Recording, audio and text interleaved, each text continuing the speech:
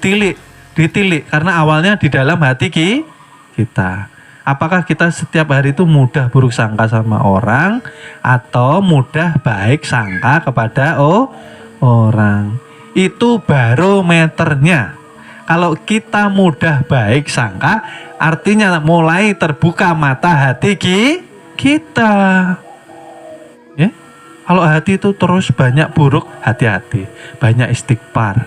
Karena hidayah sedang dihalangi oleh Allah Subhanahu wa ta'ala. Kenapa dihalangi? Karena diberi jalan petunjuk, kita tidak mau mendengar, kita tidak mau menjalankan. Justru kita malah lari daripada hidayah itu sendiri. Wah, ini bahaya Bapak Ibu.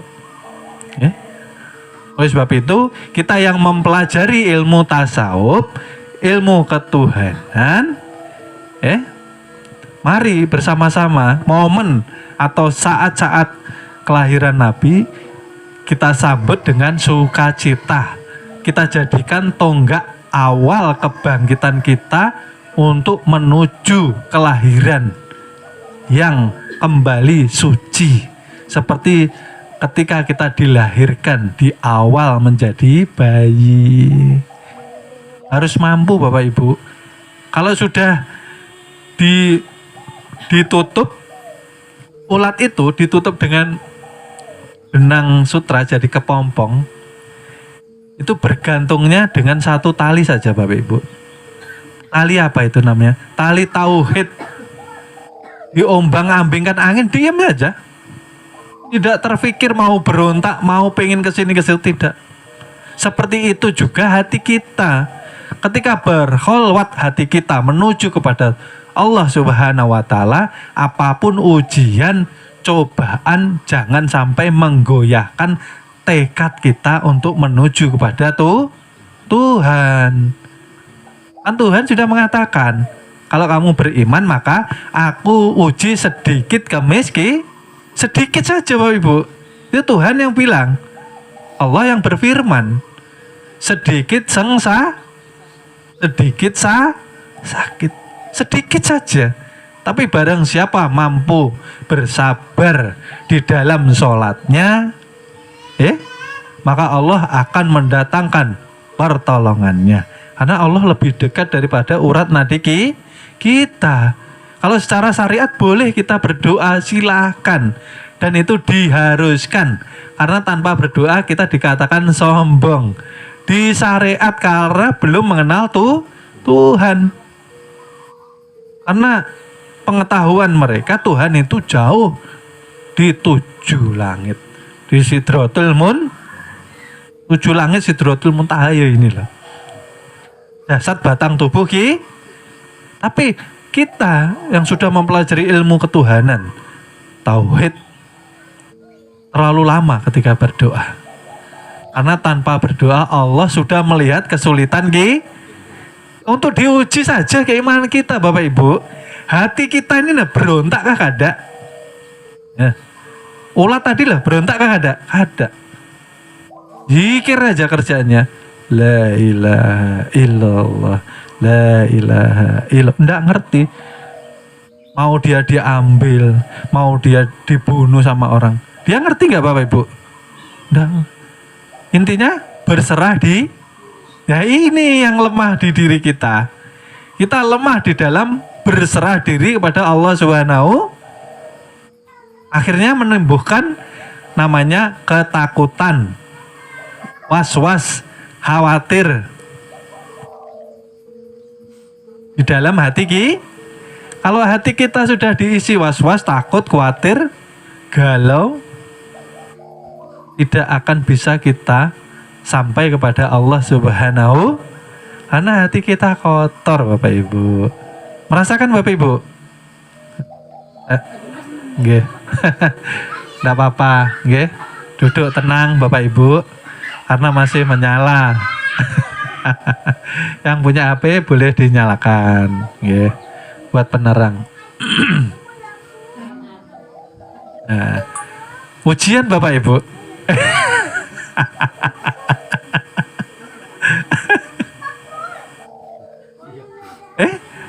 Jadi saya ulangi kembali, kita harus menguatkan tekad kita Bapak Ibu.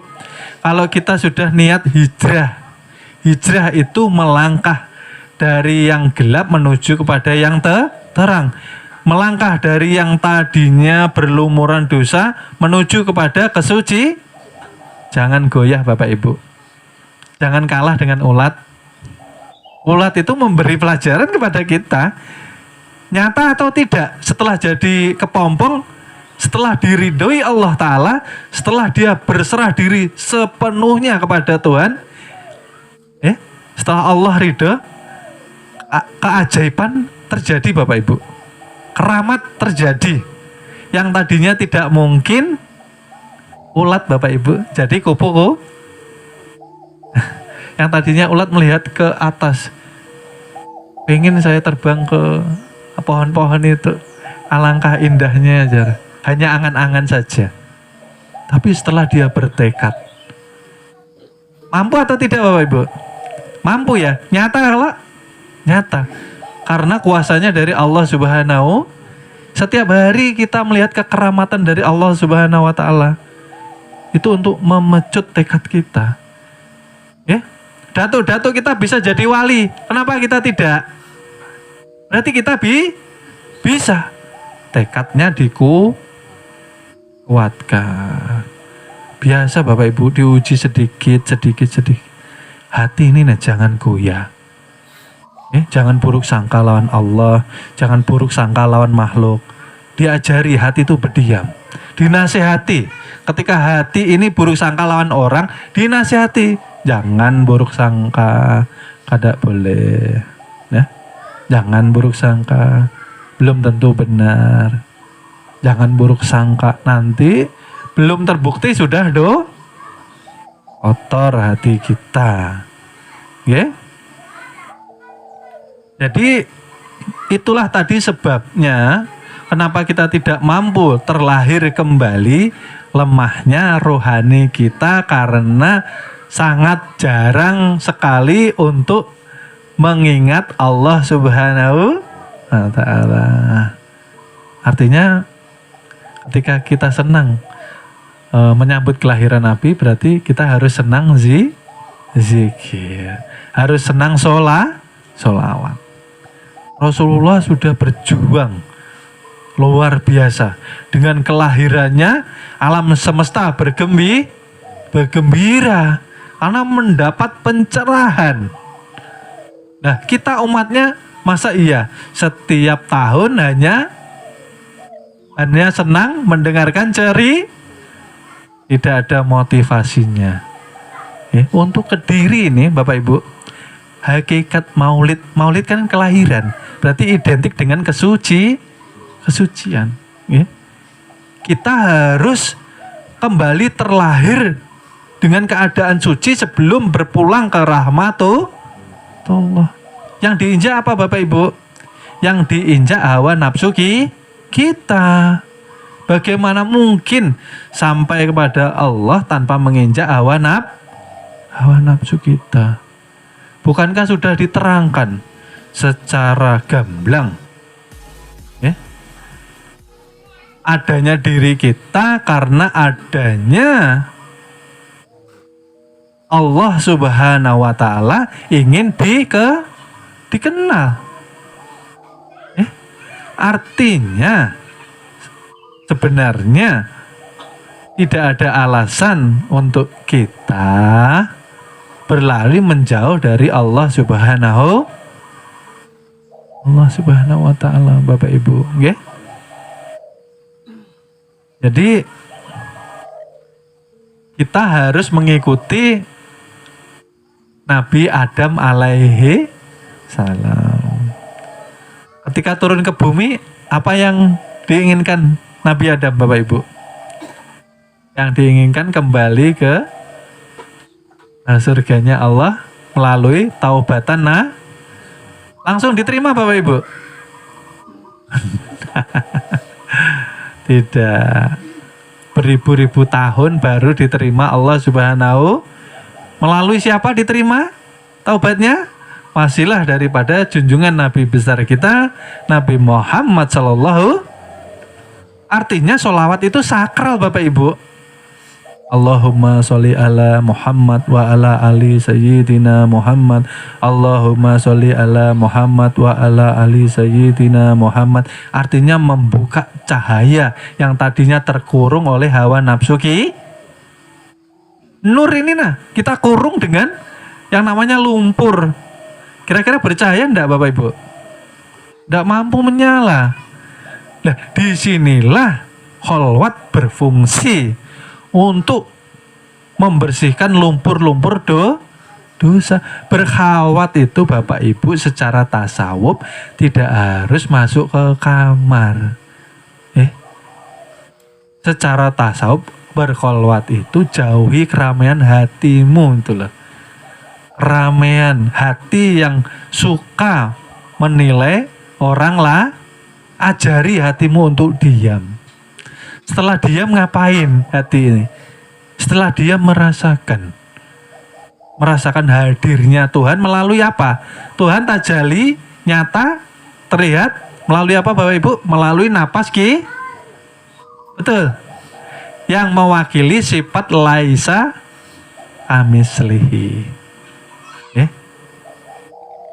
Memang tidak ada wujudnya, tapi terasa nyatanya. Nyatanya menghidupi kita, menggerakkan kita.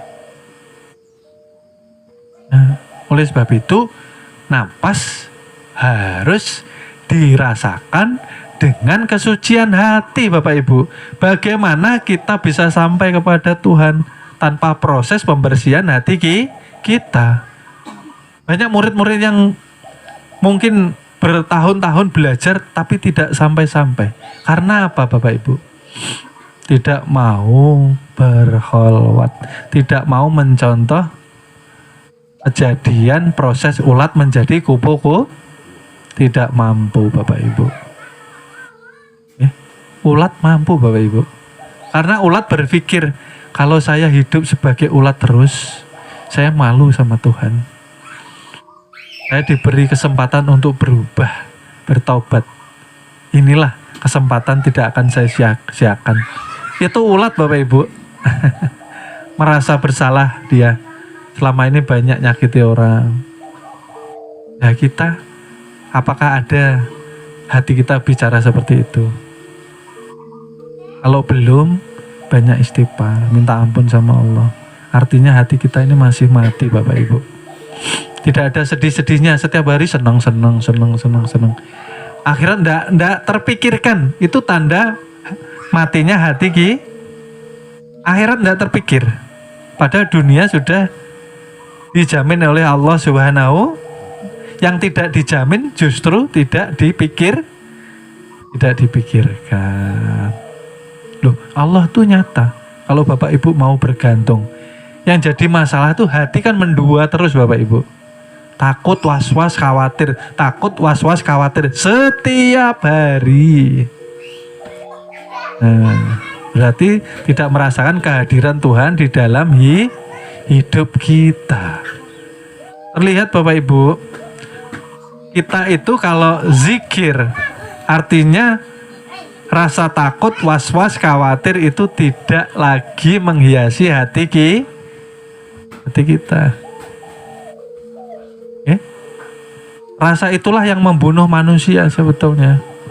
Karena sakitnya badan karena pikiran sebetulnya. Karena takut, karena was-was, karena khawatir larinya ke mah, larinya ke ginjal. Karena tekanan. Tekanan tinggi terus, mikir terus. Besok itu kayak apa, besok makan, besok terus. Detik ini tidak dipikirkan. Hubunganku dengan Tuhan tuh kayak apa ya hari ini, detik ini kayak apa. Aku dijadikan, aku menjadi penanggung amanah rahasia Tuhan. Ibadahku seperti apa? Tidak terpikirannya seperti itu. Dari mah ke ginjal, dari ginjal ke jantung. Ini ketakutan terus. Besok kayak apa? Ya Allah, besok kayak apa?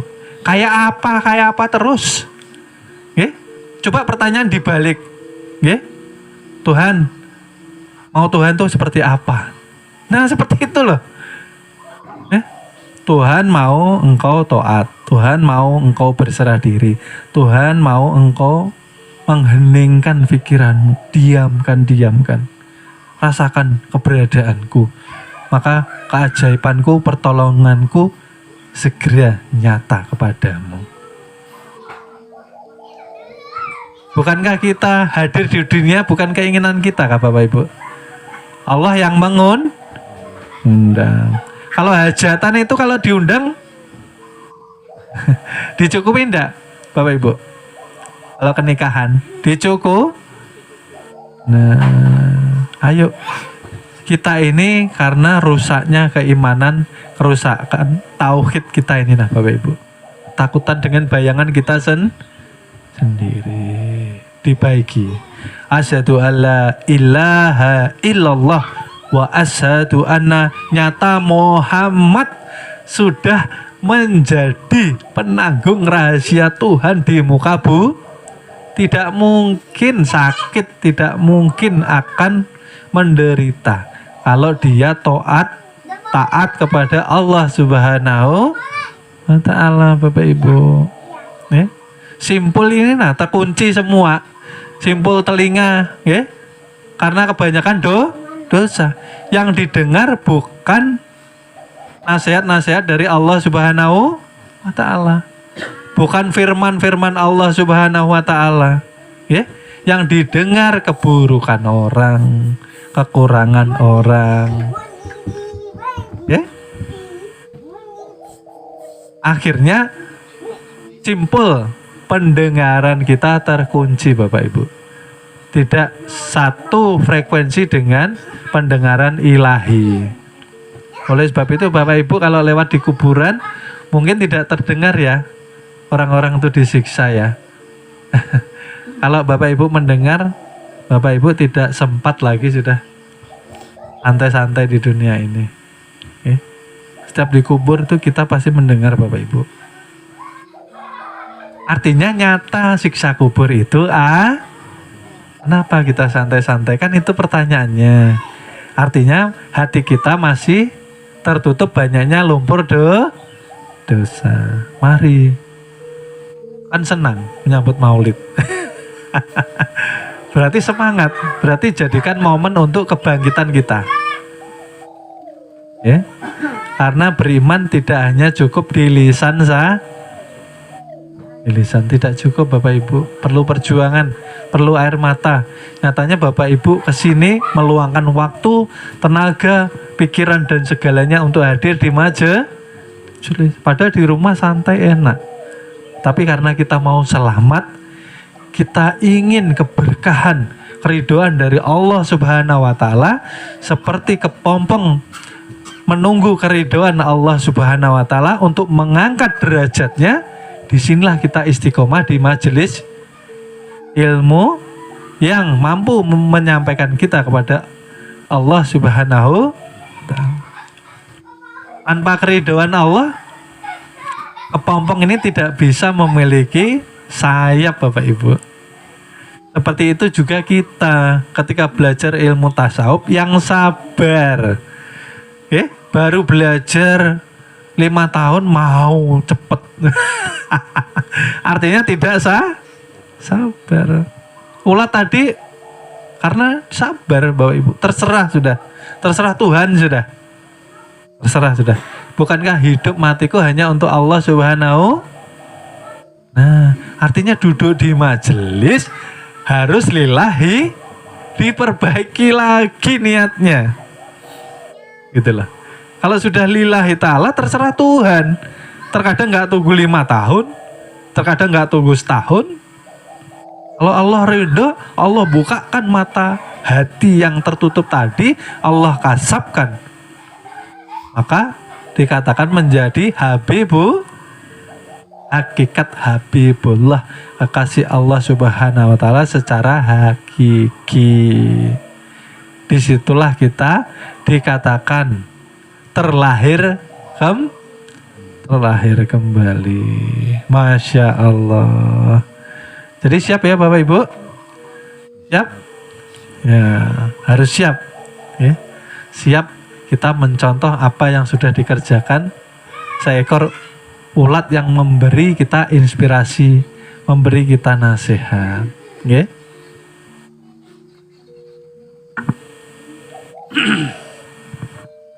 Baik, mungkin malam ini peringatan Maulid Nabi tercinta, Nabi yang paling kita hormati, yang menjadi suri tauladan kita di hidup kita. Mudah-mudahan bujur-bujur betul-betul kita menjadi umatnya yang sebenar-benarnya. Mudah-mudahan kita mampu meneladani sifat sidik, jujur kepada diri sendiri, jujur kepada Allah Subhanahu wa Ta'ala, jujur kepada manusia. Sidik. Ketika kita bisa sidik, akhirnya kita mampu amanah. Jikalau Tuhan mengatakan tubuh ini pinjaman, tolong jangan pakai tubuh ini untuk menuju ke jalan-jalan maksiat. Tolong jangan pakai tubuh ini untuk berlari dari Tuhan. Tolong dijaga kesucian badan jasmani ini karena berat. Langit, bumi, gunung pun tidak mampu, tidak berani menerima amanah ini. Sangat berat Bapak Ibu. Oleh sebab itu semuanya menangis ketika dilahirkan. Kira-kira selamat keadaannya ulun nih. Kira-kira mampu keadaan enggak ulun nih. Nah, nyatanya kebanyakan orang pulang sekarang nangis juga. Ternyata gagal aku. Jangan pulang tuh tersenyum. Jangan menangis lagi. Jalannya harus istiqomah hijrah. Jujur kepada diri sendiri, jujur kepada Allah, jujur kepada manusia, sidik amanah. Barulah tablik fatonah. Mudah-mudahan kajian malam ini mampu menjadikan kita kembali bersemangat untuk membersihkan jasmani, rohani, supaya terlahir kembali di dalam keadaan yang fitrah atau yang suci. Beragama jangan untuk main-main Bapak Ibu. Saya berpesan ketika sudah mendalami ilmu tasawuf, jangan setengah-setengah, berbahaya. Karena kita sudah tahu resikonya. Ketika kita bermain-main artinya kita mempermainkan tuh. Hati-hati. Pantang kembali kata orang. Kalau di tentara, baik pulang tinggal nama. Seperti itu.